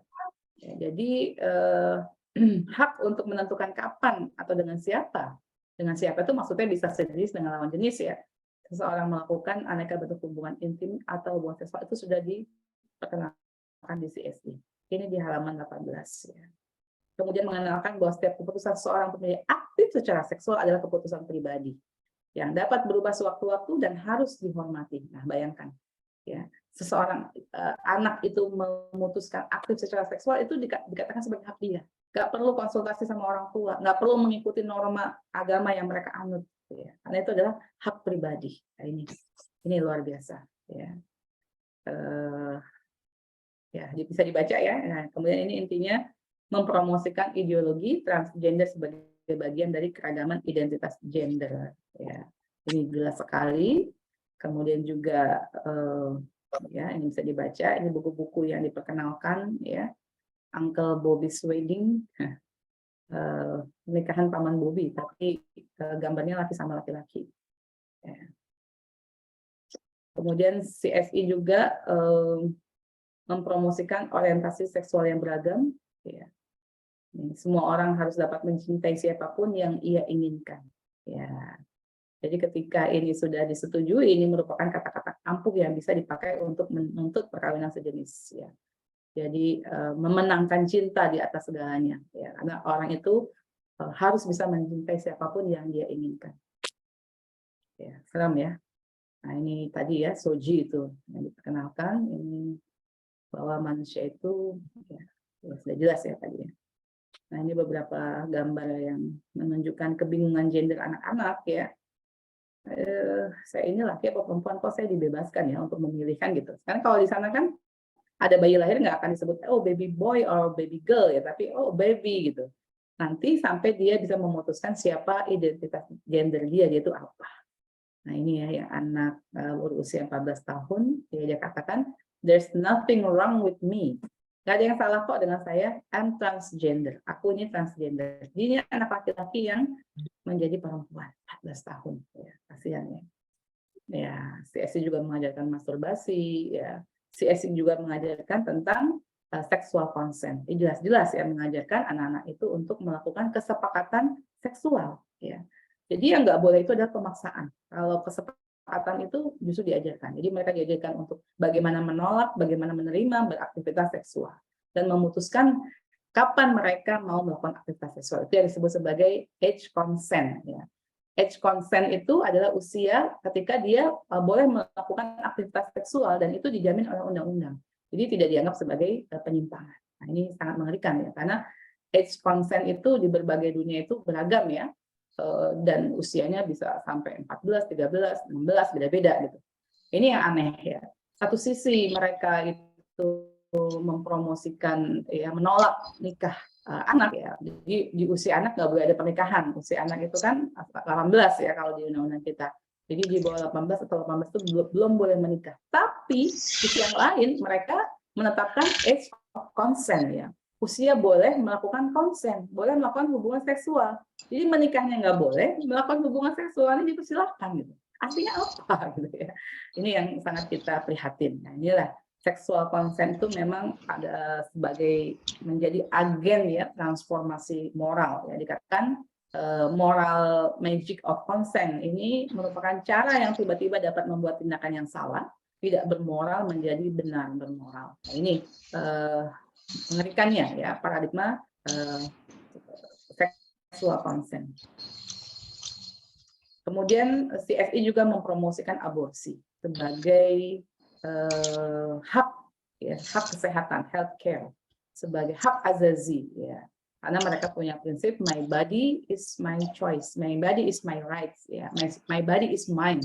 Tubuhku adalah milikku, maka aku bebas ya mau diapain badan ini ya. Mau berhubungan dengan siapapun badan ini itu hak saya gitu kan. Mau diapain setelah itu hak saya. Misalnya hamil mau di kuburan itu pun hak saya. Justru negara harus mendukung, negara harus memberikan fasilitasi ya, negara harus melegalkan. Nanti akan sampai di sana. Indonesia belum nih, tapi roadmap-nya begitu di seluruh dunia itu akan ada ya dorongan-dorongan untuk melakukan legalisasi aborsi. Dan ini ada dalam CSI. Ini di halaman 23 dikatakan, disebabkan ketatnya akses untuk mendapatkan aborsi aman di banyak tempat di berbagai belahan dunia, remaja sering mendatangi tempat aborsi yang ditangani pihak-pihak yang tidak terlatih dengan prosedur yang tidak aman. Ya, maka itulah tingginya terjadi teens pregnancy ya, tingginya angka kehamilan remaja dan menyebabkan kematian di usia remaja kalau aborsi itu ilegal. Karena mereka akan mendatangi tempat-tempat yang tidak aman. Maka, wahai negara, legalkanlah aborsi, kan gitu. Jadi, ya, kemudian juga ini yang terjadi di Inggris ya. Bagaimana ketika dilegalkan aborsi itu, justru ya aborsi anak 14 tahun itu meningkat sampai 20%. Ini setengah hari di Kanada ya, bagaimana aborsi semester ketiga ya dikumpulkan hasilnya seperti ini. Alhamdulillah. Kemudian CSI juga mempromosikan kondom dan kontrasepsi. Ya, kita masih ingat di sebuah kampus di Indonesia itu ada bis kondom ya, itu test the water ya. Waktu itu semua protes ya. Tapi sesungguhnya memang mereka punya konsep itu ya. Bagaimana remaja bisa mendapatkan alat kontrasepsi dengan mudah. Maka ini salah satunya buktinya ya di Punjab ini sebuah provinsi yang banyak muslimnya di India itu diresmikan ATM kondom. Ya, ini mungkin nanti juga akan disebar ke seluruh dunia ya, dan itu sudah ya. ATM kondom tadi sekali lagi membuat anak remaja tidak sungkan untuk bisa mendapatkan kondom di mana-mana. Ya, kalau masih beli kan masih berhadapan dengan orang lain ya, masih malu mungkin. Nah ini justru disebarkan sedemikian rupa. Dan orang tua sekarang itu atas nama hak seksual udah nggak bisa melarang-larang anak. Dia cuma bisa karena kamu sudah memutuskan untuk aktif secara seksual, kamu jangan lupa ya pakai kontrasepsi. Ya. Jadi bapak yang bijaksana, yang sesuai dengan hak seksual tuh yang bolehnya hanya seperti ini, tidak boleh lebih. Ya. Karena kalau lebih dari ini, anaknya bisa melaporkan orang tuanya ke polisi, karena itu adalah hak dia. Nah, konsepnya dibawa ke sana. Juga mengajarkan respect untuk diverse family forms ya. Yang namanya keluarga itu jangan hanya berpikir laki perempuan, tapi juga ada keluarga laki dengan laki, perempuan dengan perempuan, atau single parent. Single parent dalam artian benar-benar dari awal memang memilih sendiri. Ya. Pernikahannya pun disebut monogami, jadi mengundang orang banyak tapi cuma satu pengantinnya gitu. Karena memang orang ini memutuskan untuk hidup sendiri. Nah inilah tren-tren yang aneh ya, yang diperkenalkan, dan ini diperkenalkan kepada anak-anak. Ya. Juga anak-anak diajarkan untuk mempertanyakan nilai-nilai yang dianut oleh orang tua. Ya, mereka diajarkan untuk membedakan antara nilai yang mereka anut dengan nilai yang dianut oleh orang tua mereka tentang seksualitas. Dan juga membenarkan bahwa beberapa nilai yang mereka anut bisa jadi berbeda dengan nilai yang dianut oleh orang tua mereka. Nah, ini beberapa protes ya dari organisasi Pro Family, ya, bagaimana mereka memprotes si SI ini sebagai hal yang mengseksualisasi children ya, jadi mengaktifkan anak-anak secara seksual. Nah, ini juga buku yang saya temui ya di Lampung, sebuah sekolah yang juga ya sekolah akhirnya memberhentikan ya kalau yang saya temui ini, tapi ini sudah beredar di beberapa sekolah yang bekerja sama dengan sebuah LSM yang ada, kemudian LSM ini bekerja sama dengan LSM asing, ya mereka membuat pelatihan, mereka memberikan buku-bukunya, ya dan isinya itu kurang lebih seperti yang saya urai tadi, tapi tentu dengan bahasa yang lebih persuasif dan bertahap. Jadi ini sudah masuk, ini sudah masuk ke kita. Sementara kita tidak punya, ya kita tidak punya yang namanya modul yang komprehensif tentang pendidikan seksual yang sesuai dengan jati diri bangsa Indonesia, itu masih belum punya. Nah, ini keprihatinan. Nah, ini kalau mau merujuk silahkan ini beberapa referensi. Baik, sampai di sini saya cukupkan, Mbak Intan. Baik, terima kasih kepada Ibu Nurul atas paparan materinya. Masya Allah, luar biasa ya. Hari ini kita mendapatkan pemahaman yang lebih komprehensif lagi tentang CSA ini, gitu ya. Betapa memang tantangan kita sebagai keluarga semakin luar biasa. Nah, ini sesuai dengan juga yayasannya, Yayasan Sahabat Keluarga Berjaya. Bagaimana kita kembali, gitu ya, Bapak Ibu, untuk memberdayakan keluarga-keluarga kita. Salah satunya bahkan dari ancaman yang luar biasa, sangat terstruktur secara internasional ya, bukan lagi hanya di level-level kecil gitu. Baik Bapak Ibu, apabila ada pertanyaan boleh disampaikan via Zoom atau ke grup WhatsApp kita. Mangga.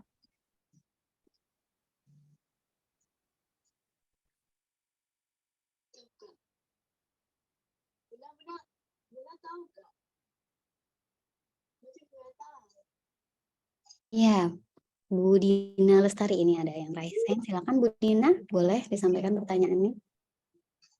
Terima kasih kepada Mbak Intan. Assalamualaikum warahmatullahi wabarakatuh. Mohon maaf ini dimatikan kameranya karena ada sesuatu hal.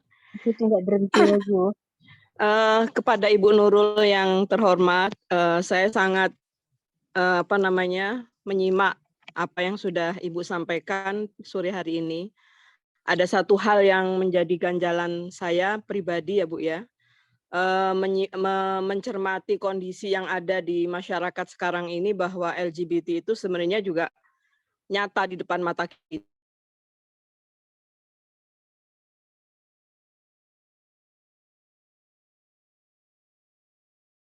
Suaranya?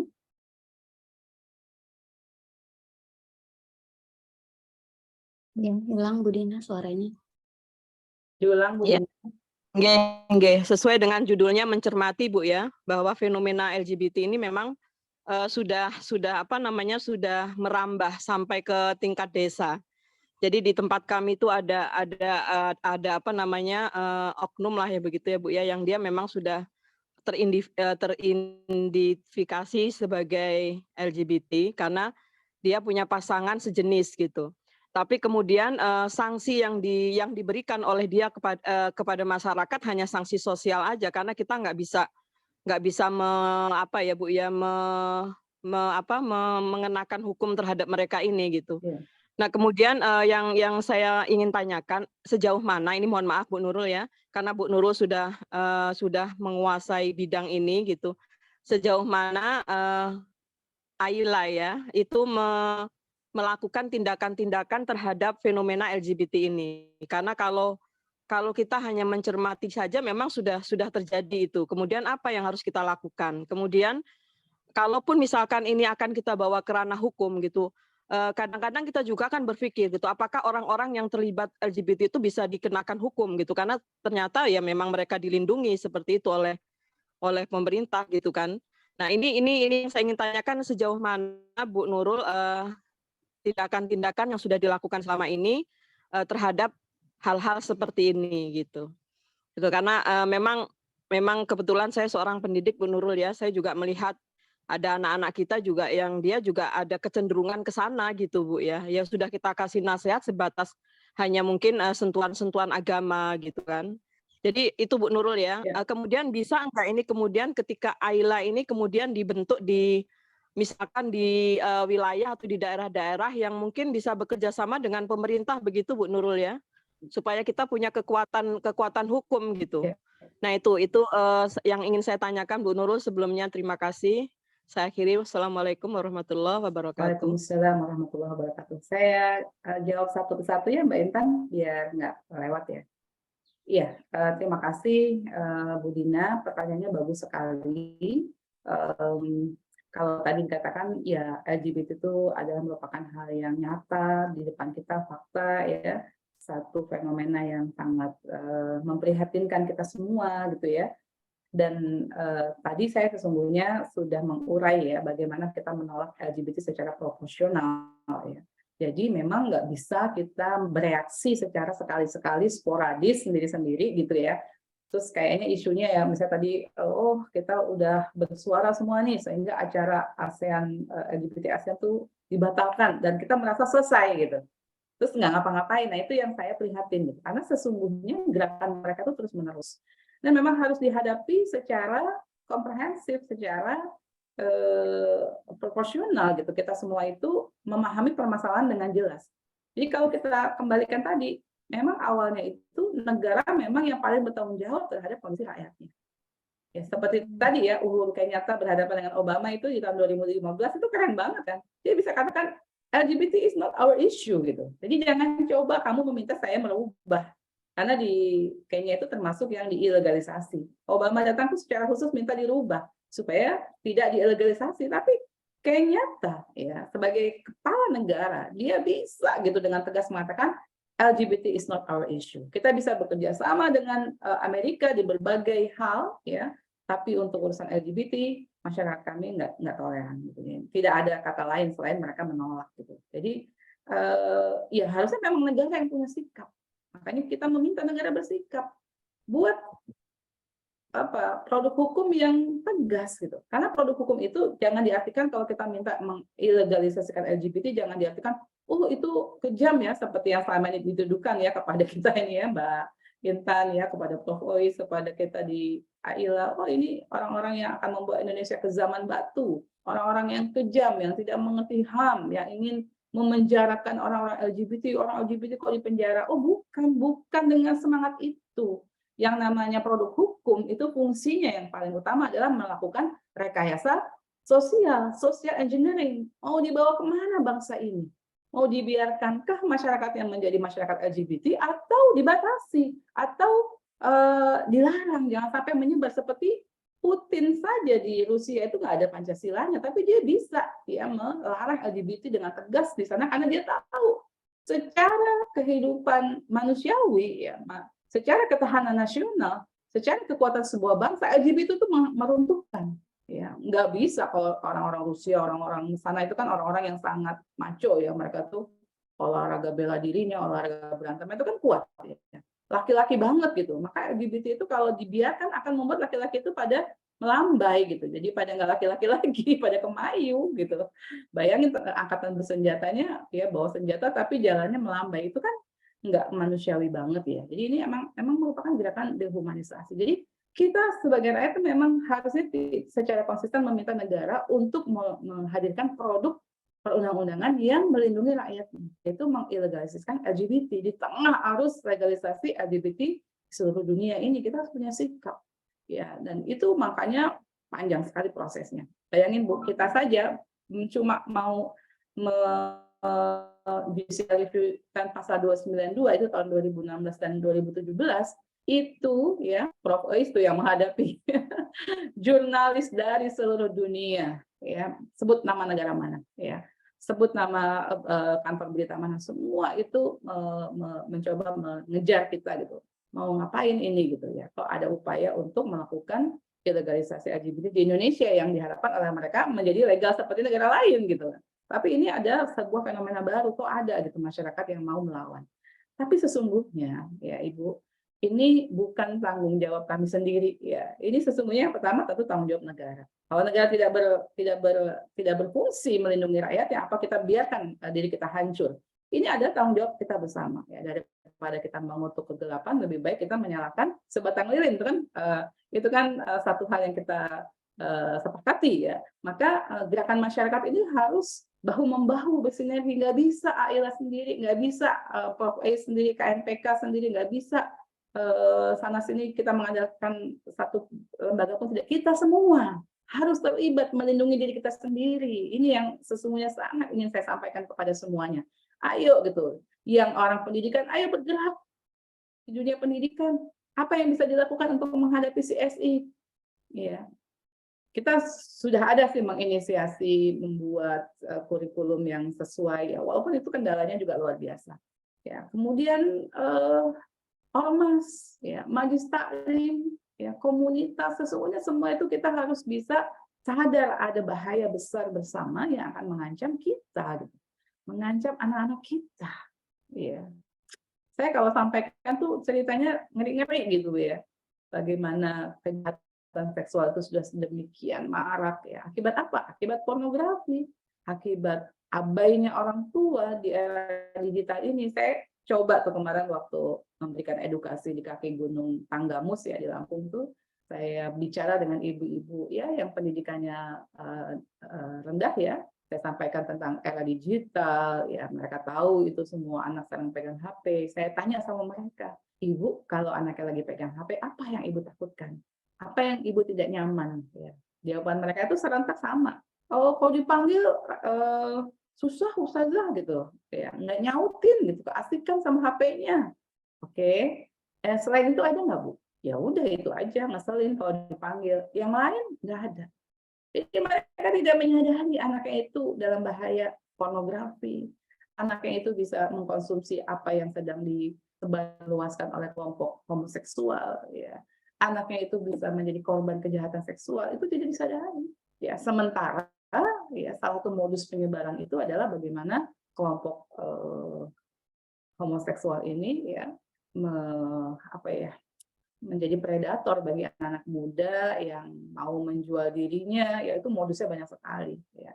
Maka di sebuah kabupaten itu ada percepatan 100% meningkat dalam waktu 1 tahun jumlahnya. Karena tadi, anak yang lemah iman, yang lemah dari pengawasan orang tua, ya ketika diiming-imingi oleh orang-orang yang mau memangsa mereka dengan tawaran 1 juta, 2 juta, 3 juta, wah bisa beli HP baru, ya dia jual dirinya. Ya, dia jual kehormatannya ya, menjadi penjajah nafsu seksual homoseksual, dan akhirnya orang-orang yang seperti ini akan menjadi agen karena mereka kemudian menikmati ketika menjadi korban, mereka kemudian menikmati menjadi pelaku ya, dan kemudian pada tahapan selanjutnya yang terjadi adalah kejahatan seksual pada anak-anak. Banyak sekali kasusnya di seluruh Indonesia ini ya, dan itu biasanya pelakunya orang-orang dekat ya. Ada di sebuah keluarga yang kami dapat ya kasusnya itu, anak ini 12 tahun, dia disodomi oleh kakaknya, kakak laki-lakinya. Dan dia hari ini itu, maaf ya, mensodomi anak-anak yang ada di lingkungan sekolahnya. Gurunya itu yang mengadu kepada saya. Aduh, saya susah megang anak ini. Dia tuh Selalu saja kalau ketemu anak laki-laki dari lingkungan sekolah kami itu ya berusaha untuk melakukan pencabulan. Dan terakhir kasusnya itu terjadi pada adiknya sendiri, usia 4 tahun, dicabuli oleh kakaknya. Kehilangan rasa kasih sayang, kehilangan empati. Yang ada adalah tadi kecanduan yang luar biasa. Ini sangat memprihatinkan dan ini membutuhkan sinergi dari kita semua. Ya. Jadi memang siapa di antara kita yang bisa mengawasi dan bisa mengadvokasi produk hukum yang ada di Indonesia? Harusnya ada gitu. Ya, ketika kita mau melakukan judicial review itu saja, itu kita banyak yang menentang gitu. Ya dari teman-teman gitu, itu mahal, itu lama gitu. Iya betul mahal dan lama, tapi ada proses edukasi. Nah sekarang ini idealnya Bu, 414 itu kita judicial review lagi kalau menurut saya, karena di situ belum sempurna. Di situ harus di depan umum, harus dipaksa. Jadi kalau nggak dipaksa nggak apa-apa dong. Kalau nggak di depan umum nggak apa-apa dong. Makanya tadi ada di lingkungan kita orang yang pasangan LGBT, kita tidak bisa berbuat apa-apa karena nggak ada payung hukumnya. Ya, jadi di ranah hukum harus ada yang diamanahkan oleh masyarakat untuk membela hak-hak masyarakat. Tapi kita, masya Allah, ini mau berpikir mau bikin judicial review saja sudah berpikir biaya itu memang sangat mahal, ya. Harus mendatangkan ahli gitu, harus mengikuti persidangan gitu. Ini sebenarnya kan tanggung jawab negara. Maka ketika negara tidak berfungsi, ya masyarakat juga harus turun tangan secara bersinergi. Nggak bisa hanya Aila nih, coba Aila bikin di seluruh daerah. Nggak mampu juga Bu. Gitu. Aila itu lembaga think tank, ya KNPK, ya kita memang bersinergi, kita memberikan amunisi kepada siapapun untuk bergerak bersama. Makanya saya sangat suka untuk memberikan penyadaran ini. Yuk kita bergerak menolak LGBT secara profesional. Jangan cuma sekali-sekali gitu. Jangan cuma emosi gitu. Oh yuk kita demo, habis demo mau ngapain? Ya lebih baik kita duduk berdiskusi, ya kita berbagi tugas misalnya yang guru-guru ini misalnya bagaimana memberikan edukasi kepada anak-anak murid ya, kepada orang tua ya. Ya, pokoknya sebanyak-banyaknya ya. Kalau perlu nanti bikin FGD ya untuk menyusun gitu apa yang bisa dilakukan oleh masyarakat. Jadi justru saya menghimbau dengan amat penuh rasa hormat kepada semua yang hadir di sini. Saya sadar ya yang hadir ini, masya Allah ya, punya kapasitas, punya keilmuan yang mungkin luar biasa mumpuni. Coba kita mengeluarkan kepedulian kita terhadap permasalahan bagaimana kita menghadapi LGBT ini ya, yang dari kelompok ahli hukum ya, coba kita buat sedemikian rupa ya, bisa apa nih gitu, bagaimana kita menuntut produk hukum yang paling mungkin kita hadirkan untuk mengilegalisasikan LGBT. Ya memang sepertinya kalau dikatakan itu kejam, kayaknya kejam, tapi sesungguhnya tidak gitu ya. Kayak ya kalau dipikir ya sanksi-sanksi hukum itu memang sepertinya kejam, tapi ketika orang itu jadi tidak berani melakukan kemaksiatan karena sanksi hukum, itu kan berarti rekayasa sosial yang berhasil ya. Dan kalau saya mendengar curahan hati para teman-teman yang dari kelompok yang mengobati ya seperti Peduli Sahabat, itu mereka itu mengatakan bahwa mereka membutuhkan ketegasan. Jadi orang-orang LGBT ini membutuhkan ketegasan bahwa memang itu dilarang. Ketika tidak dilarang, bahkan kemudian didorong-dorong, udahlah nggak apa-apa, kamu begini aja, kamu nggak apa-apa kok, kamu oke, kamu sehat, kamu halal gitu kan. Itu jadi bingung. Makanya memang mereka sangat mendukung ketika upaya judicial review itu. Memang kami membutuhkan hukum yang jelas dan tegas gitu. Karena memang LGBT ini berkembang di tempat yang memang tidak ada pelarangan. Tapi di tempat-tempat yang dilarang nggak berkembang. Di Rusia itu nggak berkembang. Di negara-negara Afrika itu tidak berkembang karena mereka tegas. Yang LGBT masuk ke penjara. Kan jadi nggak mau gitu. Seperti di Arab itu kalau kita sholat Jumat gitu kan, dagangan pada ditinggal kan. Nggak ada yang ngambil. Kenapa? Ya karena di sana jelas kalau ngambil nanti hukumannya berat gitu kan. Jadi karena nggak mau dihukum ya udah gitu, akhirnya terjadi kedisiplinan yang luar biasa. Jadi memang sekali lagi di sini saya menghimbau kita semua, ya saya yakin di sini banyak orang-orang terhormat, banyak orang-orang yang punya kapasitas. Ayo kita berpikir keras ya untuk bersinergi, bisa melakukan apa untuk sama-sama berhadapan ya. ya termasuk menuntut kepada negara, menuntut kepada pemerintah, itu adalah salah satu yang bisa kita lakukan. Tapi kalau kita diam-diam saja, ya sudah, dan kita semuanya mengikuti apa yang menjadi kehendak gerakan LGBT internasional, ya. Penolakan kemarin ya untuk agenda 17 Juli ini dari berbagai komponen masyarakat itu patut kita hargai. Itu sebagai satu hal yang berarti ya, yang membuat mereka juga tidak asal ya membuat publikasi untuk mempromosikan LGBT. Tapi it's not enough ya, nggak cukup hanya itu saja. Ya, tidak cukup kita merasa puas, oh nggak jadi, tuh udah gitu kan. Tapi apa ya yang harus kita lakukan secara sistematis untuk berhadapan? Apa yang bisa dilakukan oleh masyarakat? Ini yang harus menjadi PR besar ya, yang tentu perlu kita rumuskan bersama ya. Untuk levelnya Provinsi Lampung misalnya, apa yang bisa dilakukan di Lampung? Ya, untuk para pendidik di Lampung, apa yang bisa dilakukan oleh Lampung? Ya, ini orang Lampung tuh udah pintar-pintar, ilmunya sudah mumpuni ya. Di sini ada Mbak Intan sampai jauh-jauh sekolah ke Taiwan ya.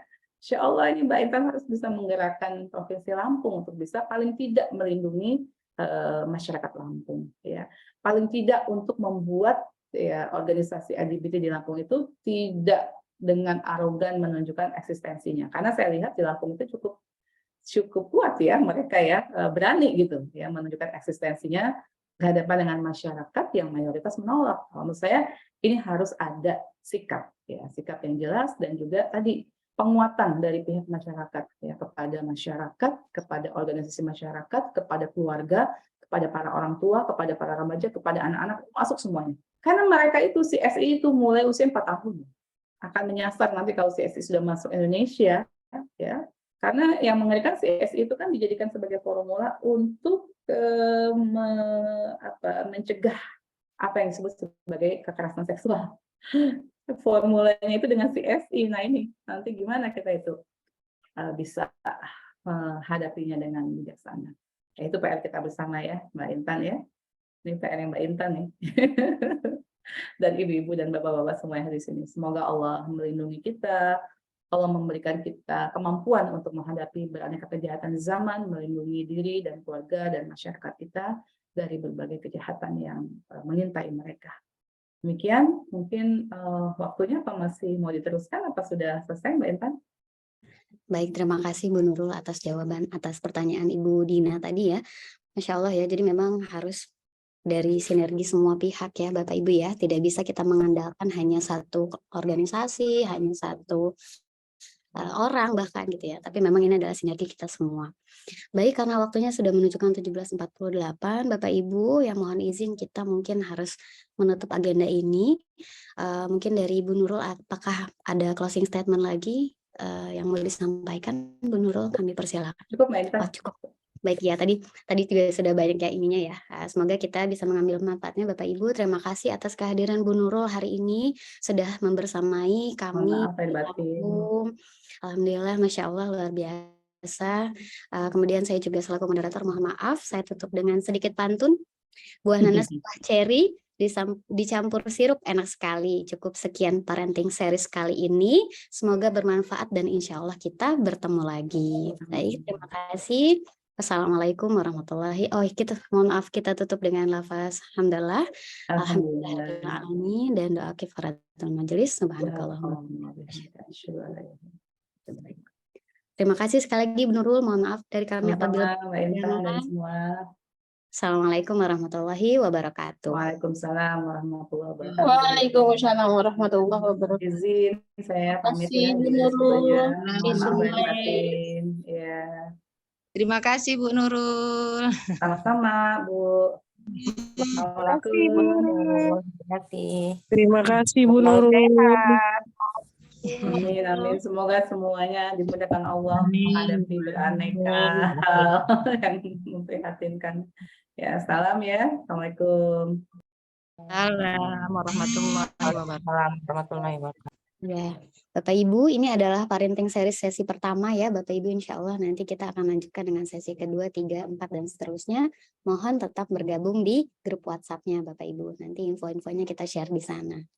Terima kasih.